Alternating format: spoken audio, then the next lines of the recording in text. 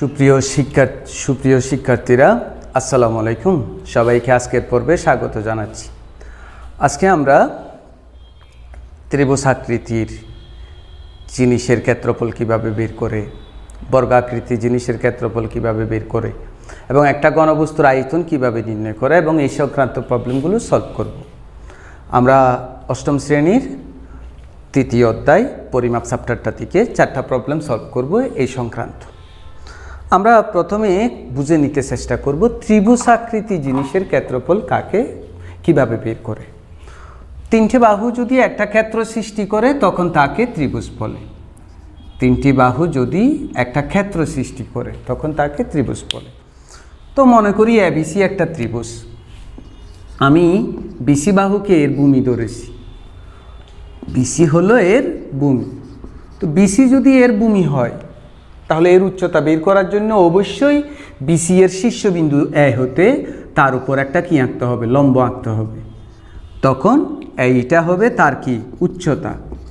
যে কোনো একটা যেমন এসি বাহুর উচ্চতা, কিন্তু এসিকে যদি তুমি ভূমি ধরো তখন কিন্তু উচ্চতা এই হবে না, উচ্চতাটা নির্ভর করবে তুমি ভূমি কোন বাহু ধরেছো তার উপর। ত্রিভুজের যে কোনো এক বাহুকে তুমি ভূমি ধরতে পারো, তবে একই সাথে 3 বাহুকে ভূমি ধরতে পারো না। তুমি এইটাকে ভূমি ধরলে এইটাকে ধরতে পারো, এইটাকে ধরলে এটা ধরতে পারো, এটা ধরলে এটাকে ধরতে পারো, কিন্তু যে ত্রিভুজকে ভূমি ধরবে তার শীর্ষবিন্দু থেকে ওই ভূমির উপর লম্ব আঁকবে, তখন ওইটাকেই আমরা বলবো উচ্চতা।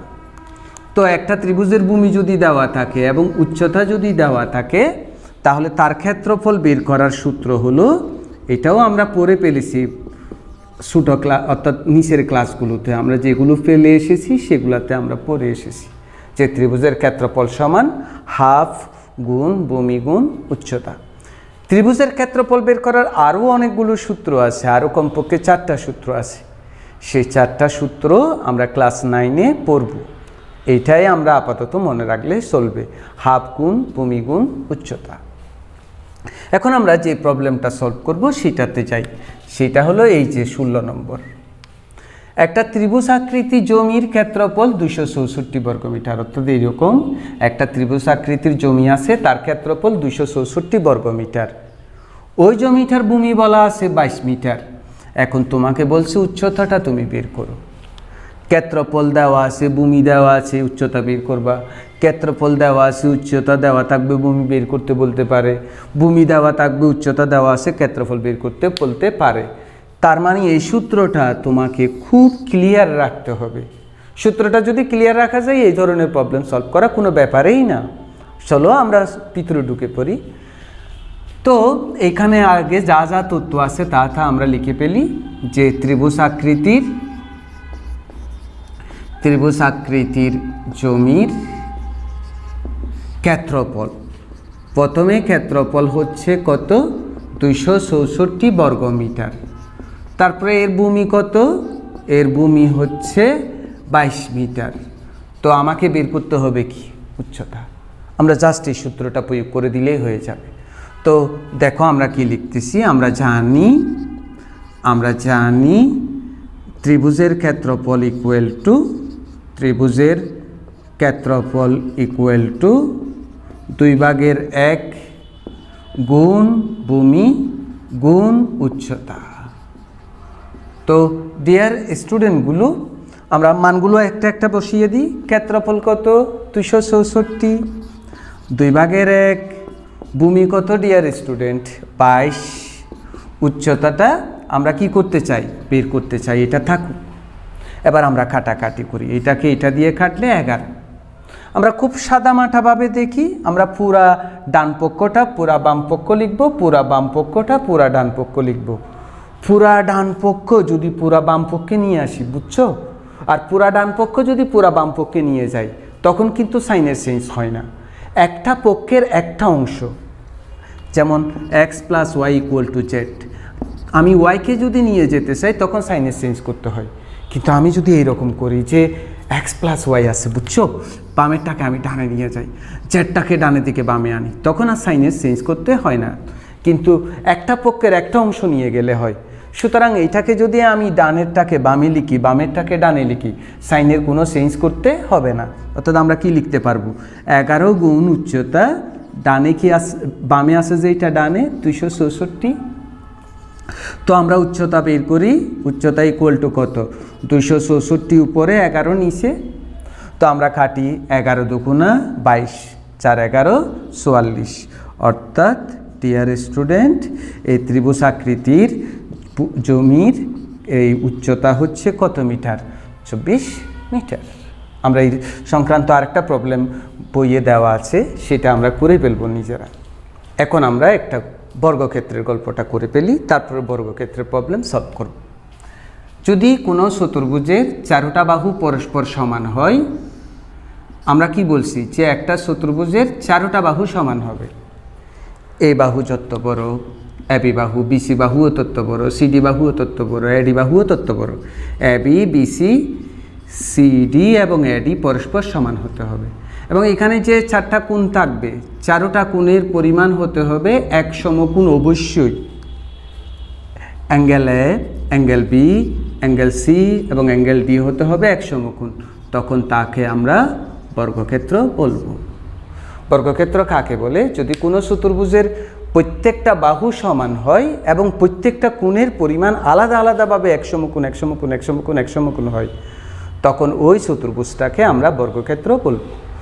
তো আয়তক্ষেত্রের, আমরা এটা যদি একটা আয়তক্ষেত্র হয়, এটা এর দৈর্ঘ্য, এটা এর প্রস্থ, বড়টাকে দৈর্ঘ্য বলি, ছোটোটাকে প্রস্থ বলি। কিন্তু বর্গক্ষেত্রের আমাদের হোয়াইট বোর্ডটা কিন্তু একটা বর্গক্ষেত্র। এই বর্গক্ষেত্রের কিন্তু কোনো সাইড বড়ও নাই, কোনো সাইড ছোটও নাই। সুতরাং এখানে দুই বাহুকে দুই নামে ডাকার দরকার নাই। এই জন্য এখানে প্রস্থ বলে কোনো ব্যাপারেই নাই, সরাসরি কি থাকে, বাহুর দৈর্ঘ্য, অর্থাৎ এক বাহুর দৈর্ঘ্য দেওয়া থাকে। তো আমি যদি বর্গক্ষেত্রের একটা বাহুর দৈর্ঘ্য কি ধরি, ধরি, বর্গের বাহুর দৈর্ঘ্য যদি আমরা কি ধরি, ধরি, এটারও আমরা 3টা সূত্র মনে রাখবো। এক, ক্ষেত্রফল সমান হবে এ স্কয়ার, অর্থাৎ একটা বাহুর দৈর্ঘ্যকে স্কয়ার করলে ওই বর্গক্ষেত্রের ক্ষেত্রফল পাওয়া যাবে। বর্গক্ষেত্রের এক বাহুর দৈর্ঘ্য যদি তুমি জানো, তাকে যদি স্কয়ার করো, তাহলে পুরা বর্গক্ষেত্রের ক্ষেত্রফল জানবা।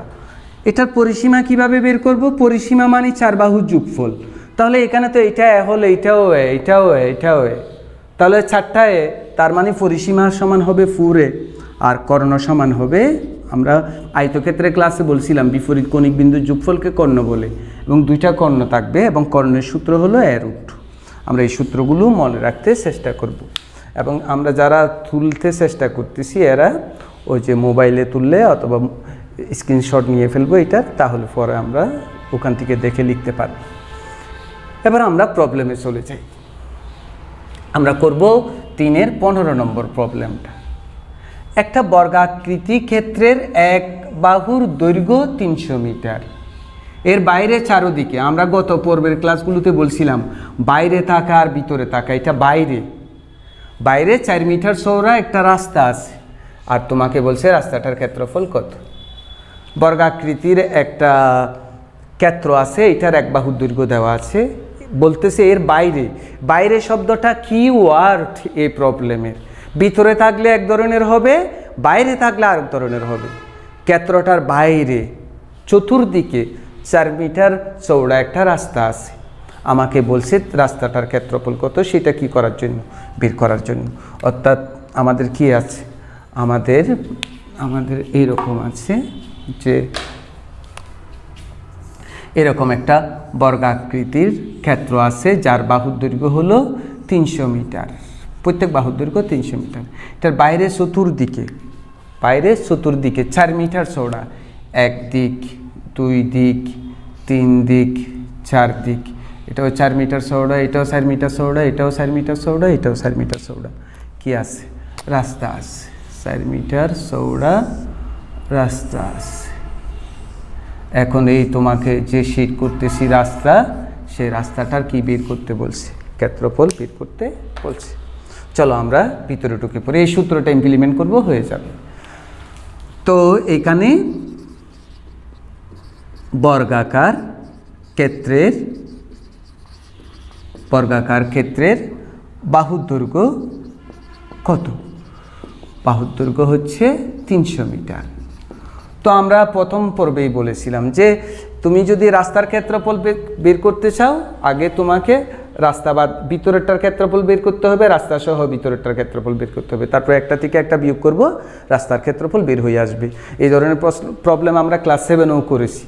তাহলে বর্গাকার ক্ষেত্রের ক্ষেত্রফল বের করি। সুতরাং বর্গাকার ক্ষেত্রটির ক্ষেত্রফল, ডিয়ার স্টুডেন্টগুলো, বাহুর দৈর্ঘ্যকে কী করতে হবে? স্কোয়ার করতে হবে।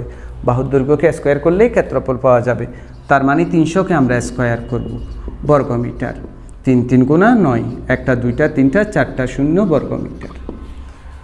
আমরা গতকালকে বলতে গত পর্বে কি বলেছিলাম? রাস্তা যদি বাইরে থাকে যোগ করতে হবে, আর রাস্তা যদি ভিতরে থাকে কি করতে হবে? মাইনাস করতে হবে।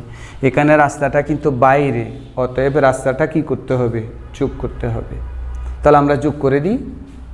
আমরা যারা তৃতীয় পর্বটা দেখছি তারা প্রথম পর্ব দ্বিতীয় পর্ব দেখে নিব, তাহলে বাইরে ভিতরে ব্যাপারটা আরও ক্লিয়ার হয়ে যাবে।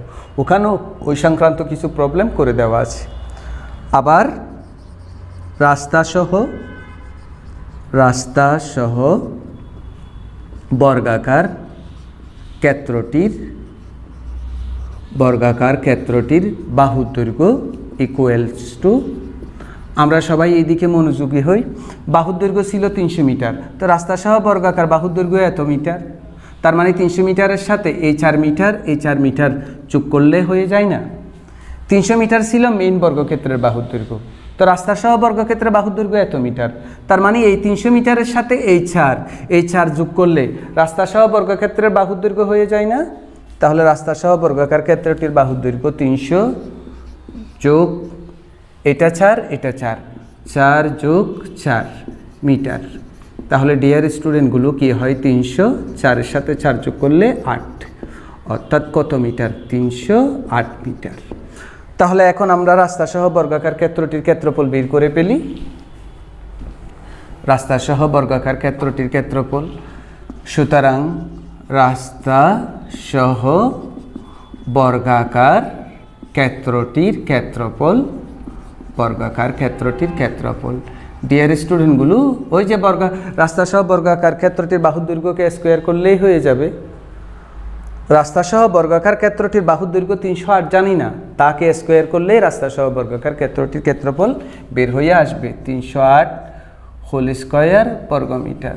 তাহলে 308কে আমরা হোল স্কোয়ার করি। 308 গুণ 308 ইকুয়াল টু 9486 এবং 4, 94,864 বর্গ মিটার। এখন আমরা একটু ভাবি, এটাতে আমরা ওই যে আগের পর্বগুলো করছিলাম, এখানে রাস্তাও আছে ক্ষেত্রও আছে, এখানে আছে শুধু ক্ষেত্র। এটাতে রাস্তা প্লাস ক্ষেত্র, এটাতে শুধু ক্ষেত্র। তো রাস্তা প্লাস ক্ষেত্র থেকে ক্ষেত্র মাইনাস করলে রাস্তার ক্ষেত্রফল বের হয়ে আসবে না? অবশ্যই বের হয়ে আসবে। সুতরাং রাস্তাটির ক্ষেত্রফল ইকুয়াল টু, আবার রাস্তা সহ মানে এখানে রাস্তাটাও আছে, বর্গাকার ক্ষেত্রটিও আছে, এটা শুধু বর্গাকার ক্ষেত্রটি, তো রাস্তা প্লাস বর্গাকার ক্ষেত্রটি থেকে এটা বিয়োগ দিলেই হয়ে যাবে। তাহলে 94,864 বিয়োগ 90,000, 1 2 3 4 এত বর্গ মিটার। তো আমরা বিয়োগ দিয়ে দিলে 4 থেকে 0 গেলে 4, 6 থেকে 0 গেলে 6, 8 থেকে 0 গেলে 8, 4 থেকে 0 গেলে 4, এত বর্গ মিটার। আসল ব্যাপার হলো সূত্রগুলো বুঝতে হবে এবং প্রবলেমটার ভিতরে ঢুকতে হবে, তাহলে আমরা খুব দ্রুত এগুলো করতে পারব। এখন আমরা কথা বলবো আয়তন নিয়ে। তবে আয়তন হয় কার? ঘনবস্তুর। এই যে আমার হাতে আছে, এটা একটা ঘনবস্তু, এটা একটা ঘনবস্তু। ঘনবস্তু মানে এর 3টা দাঁড় থাকবে, যেমন এটা হলো এর দৈর্ঘ্য, এটা হলো এর প্রস্থ, এটা হলো এর উচ্চতা। আমরা যে রুমে অবস্থান করতেছি এটার একটা দৈর্ঘ্য আছে, একটা প্রস্থ আছে, আর একটা উচ্চতা আছে। তো দৈর্ঘ্যের সাথে, অর্থাৎ এইরকম আমরা যে রুমে অবস্থান করতেছি রুমটা এইরকম, রুমটা হচ্ছে এইরকম, এবং এর কি থাকবে? এর দৈর্ঘ্য থাকবে, প্রস্থ থাকবে, এবং কি থাকবে? উচ্চতা থাকবে। এর 3টা জিনিস থাকবে। 1 দৈর্ঘ্য থাকবে, 2 এর প্রস্থ থাকবে, 3 এর উচ্চতা থাকবে। তো ডিয়ার স্টুডেন্টগুলো, আয়তন মানই হচ্ছে এই যে ঘনবস্তুটার পুরা যতগুলো বিন্দু আছে, ক্ষেত্রফল মানই হচ্ছে কিন্তু একটা পৃষ্ঠের বিন্দুগুলা, এই যে পৃষ্ঠটা, এটার ক্ষেত্রফল মানই এই পৃষ্ঠে যতগুলো বিন্দু আছে। কিন্তু যখন আয়তন বুঝাবে, এই যে এখানে 6টা পৃষ্ঠ আছে, 6টা পৃষ্ঠের ভিতর যতগুলো বিন্দু আছে সবগুলো বিন্দুকে একত্রে বোঝানোর জন্য আয়তন। আয়তন মানে এই 6টা পৃষ্ঠের ভিতর যতগুলো পয়েন্ট আছে সবগুলা পয়েন্ট, এবং সেটা মাপার সূত্র হলো দৈর্ঘ্য গুণ প্রস্থ গুণ উচ্চতা। এবং আমরা অধিকাংশ ক্ষেত্রেই আয়তন, যেমন আমার আয়তন আছে, এই রুমের আয়তন আছে, এই কলমটার আয়তন আছে, তোমাদের বাসায় যতগুলো বস্তু আছে সবগুলো বস্তুর এই আয়তন আছে। সবগুলো বস্তুর আয়তন বের করার সূত্র দৈর্ঘ্য প্রস্থ উচ্চতা। তুমি বলবে যে স্যার হ্যাঁ বুঝছি আমি, এটা দৈর্ঘ্য আছে, এটা প্রস্থ আছে, তারপরে এটার কি আছে, উচ্চতা আছে। দেখি আপনি এরকম জিনিস বলেন তো, এটার আয়তন, এখানে দৈর্ঘ্য প্রস্থ উচ্চতা কোথায় পাবেন? পাবেন তো না। হ্যাঁ, এরকম বস্তুর আয়তন বের করার আবার আরেক রকম সূত্র আছে। কমন সূত্রটা হলো দৈর্ঘ্য গুণ প্রস্থ গুণ উচ্চতা, ঘনবস্তুর আয়তন বের করার।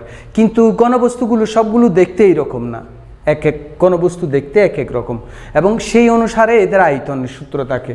আমরা পড়ব, আমাদেরও বৃত্ত সংক্রান্ত যে চ্যাপ্টারটা আছে ওই চ্যাপ্টারে কিন্তু সেরকম কিছু কি আছে, বস্তু আছে, সেগুলোর সূত্র আমরা সেখানেই পড়ব। আপাতত আমরা এখানে এতটুকুতেই থাকি, দৈর্ঘ্যের সাথে প্রস্থের সাথে উচ্চতা গুণ করলে আয়তন।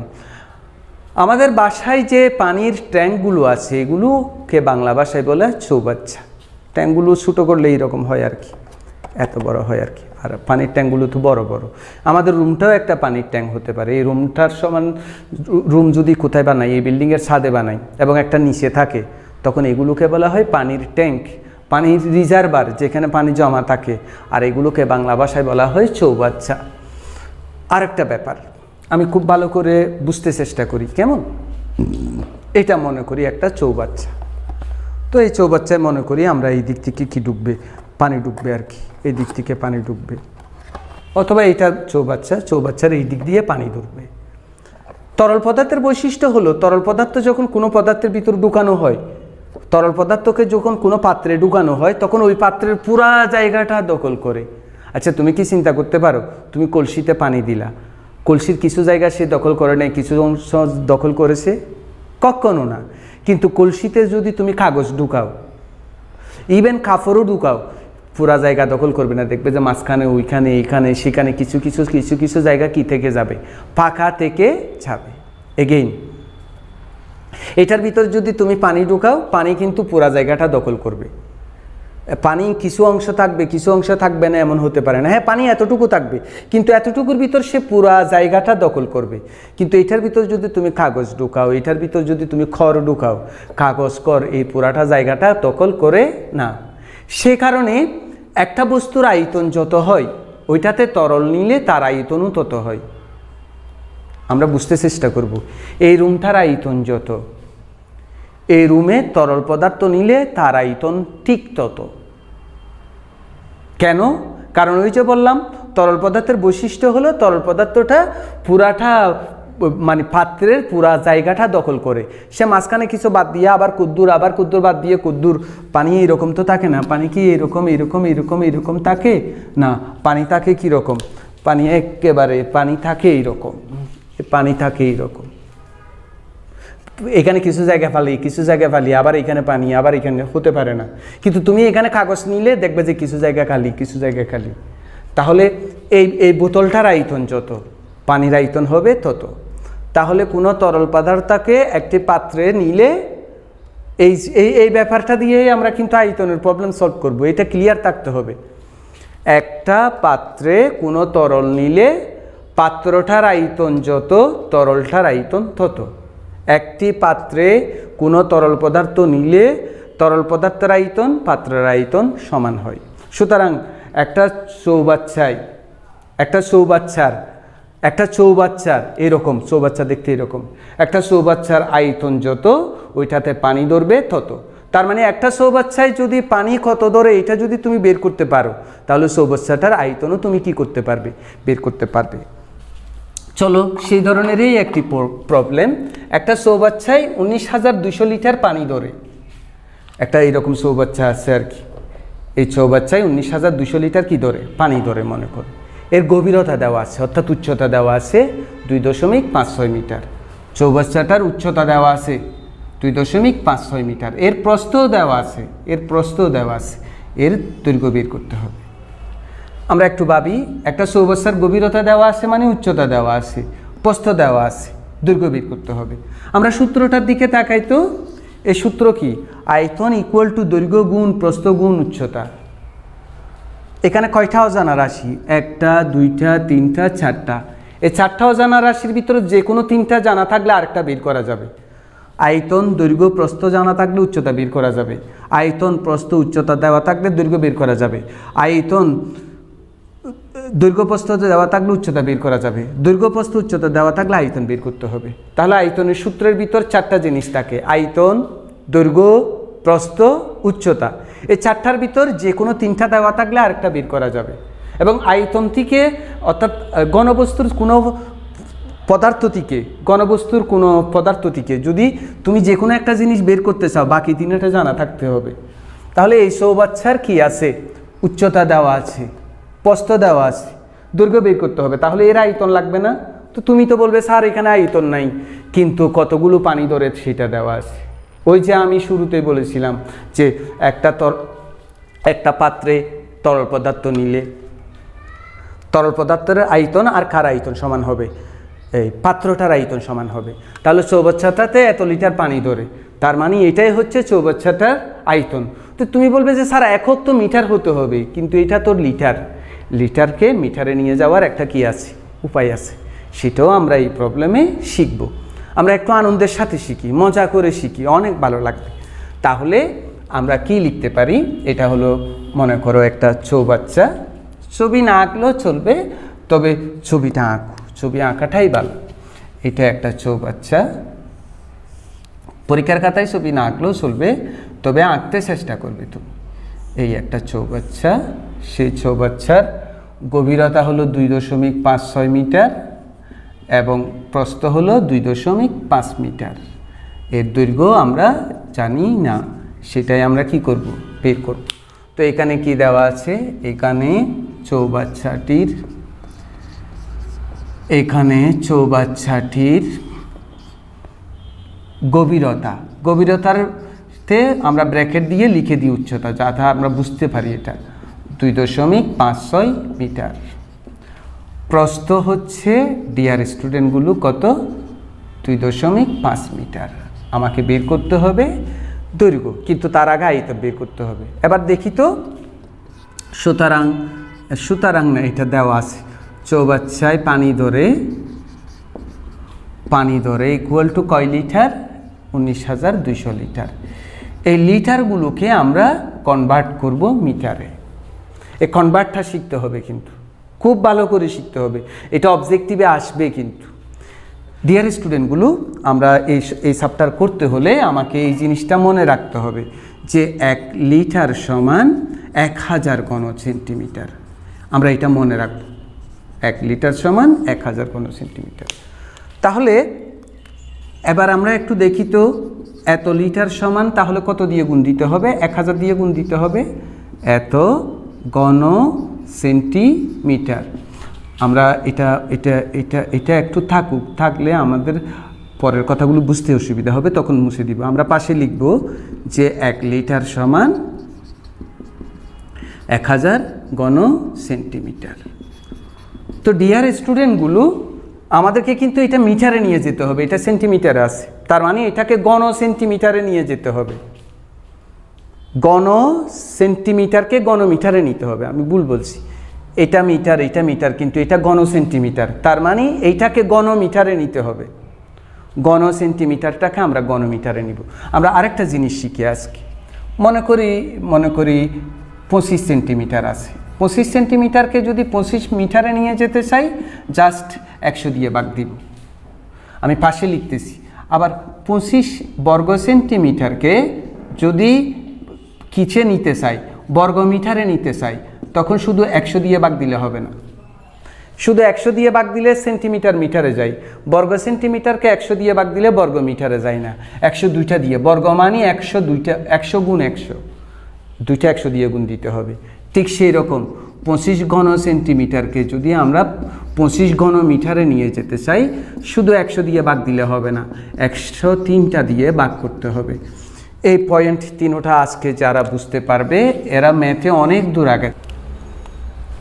শুধু 25 সেন্টিমিটার আছে, মিটারে চলে যেতে হলে 100 দিয়ে ভাগ দিতে হবে।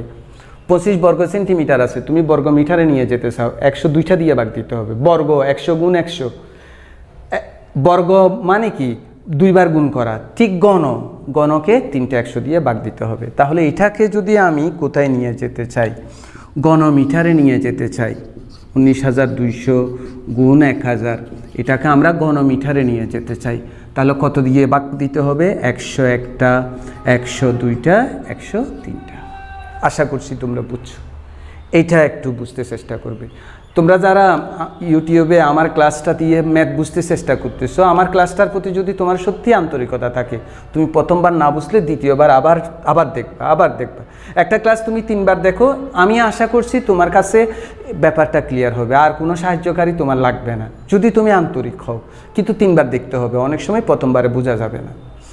কাটি আমরা, দুইটা 100 দিয়ে কাটি, এটাকে আমরা আবার কাটি 10, এটাকেও আমরা কাটি, একটা শূন্য যাবে গা, এটা দিয়ে কাটি 10, এটা দিয়ে কাটি একটা শূন্য, ওইটাকে এটা দিয়ে ভাগ দিলে 19.2 ঘনমিটার। তোমরা অত কিছু না করে এই দুটোটা গুণ করে ভাগ করে দিলে হয়ে যাবে ক্যালকুলেটরে। তাহলে এখন দেখো আমরা আয়তন, এটাই হলো চৌবাচ্চাটির আয়তন, অর্থাৎ চৌবাচ্চায় পানি ধরে যতটুকু, এখানে আবার ফেরত আসি, পাত্রটার আয়তন হবে এতে যতটুকু পানি ধরে ততটুকু। তাহলে এবার চৌবাচ্চাটির আয়তন কত? সুতরাং চৌবাচ্চাটির আয়তন ইকুয়াল টু কত? 19.2 ঘনমিটার। তো এখন ওই যে বলছিলাম আয়তন জানি, প্রস্থ জানি, উচ্চতা জানি, দৈর্ঘ্য, এই সূত্রটা প্রয়োগ করব। হ্যাঁ, জাস্ট এই সূত্রটা আমরা লিখব যে আমরা জানি আয়তন ইকুয়াল টু দৈর্ঘ্য গুণ প্রস্থ গুণ উচ্চতা। এবার জাস্ট আমরা মানগুলো বসিয়ে দিব। প্রথম প্রবলেমটা যেভাবে করেছি এটাও হুবহুব সেই রকম, প্রথম পর্ব যেই রকম করেছি আর কি। প্রথমটাতে আয়তন কত? 19.2, দৈর্ঘ্য আমরা বের করতে চাচ্ছি, প্রস্থ কত? 2.5, উচ্চতা কত? 2.56। সুপ্রিয় শিক্ষার্থীরা, এখন আমরা কি করব? 19.2 দৈর্ঘ্য, ওই 2.5কে 2.56 দিয়ে গুণ দিই, হয় 6.4। তো আমরা আরেকটু কাজ, এরপরে হবে দৈর্ঘ্য গুণ 6.4 ইকুয়াল টু 19.2, বা দৈর্ঘ্য ইকুয়াল টু 19.2 ভাগ 6.4। সুতরাং দৈর্ঘ্য ইকুয়াল টু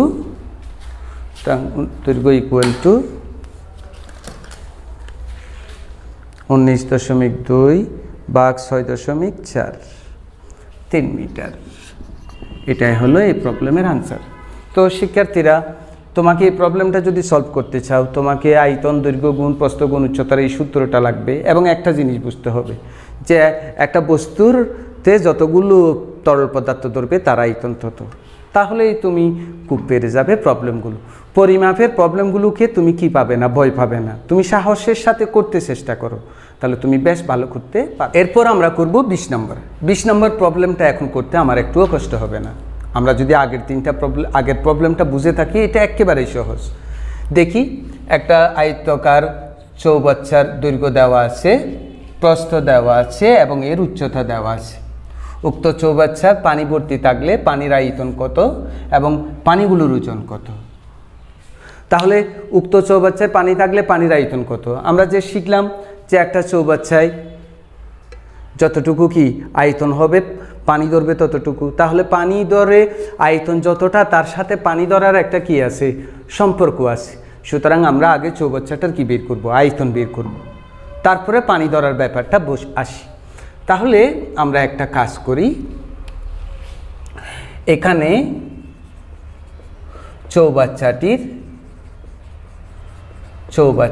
দৈর্ঘ্য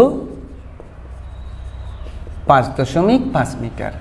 ডিয়ার স্টুডেন্টগুলো, আমরা আগের প্রবলেমটা করার সময় মনে আছে যে লিটারে নিয়ে যেতে হয় পানির আয়তন, তো লিটার থেকে ঘন সেন্টিমিটারে আসতে হয় না, তাহলে সেন্টিমিটার থেকে লিটারে যাওয়া খুব সহজ, এই জন্য আমরা মিটারগুলোকে কিনছে নিয়ে যাব, সেন্টিমিটারে নিয়ে যাব, অথবা যেমন আসে তেমন থাকুক। আমি আরেকটা টিপস তোমাদেরকে শিখাই, থাকুক এটা।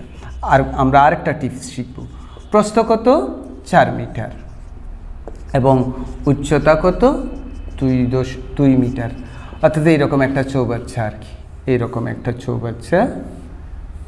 একটা চৌবাচ্চা, তার দৈর্ঘ্য দেওয়া আছে, প্রস্থ দেওয়া আছে এবং উচ্চতা দেওয়া আছে। সুতরাং চৌবাচ্চাটির